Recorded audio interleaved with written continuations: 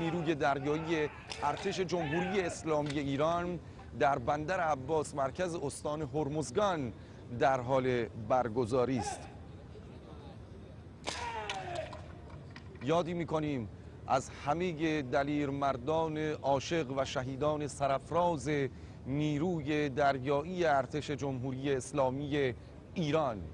شهید ناوسروان غلام عباس عفیفه، شهید ناوی یکم علی اصغر درستکار، شهید دریادار نصرالله عزیزی،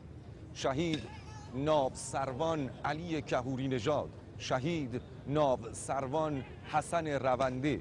و شهید دریادار محمد ابراهیم همتی و شهید ناوسروان حمید قهرمانی و دهها شهید و صدها شهید سرافراز دیگر که در حراست و حفاظت و پاسداری از آبها و مرزهای دریایی کشور عزیزمان ایران عاشقانه بر قلب دشمن تاختند و این آرامش و امنیت را به همه ما هدیه دادند. یاد و خاطره همه شهیدان سرافراز را گرامی می‌داریم.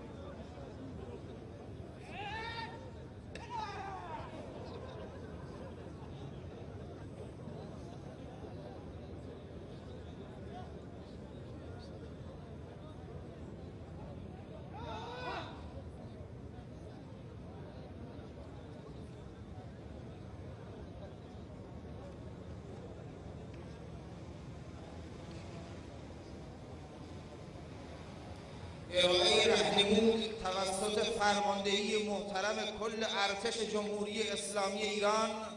امیر سرلشکر صالحی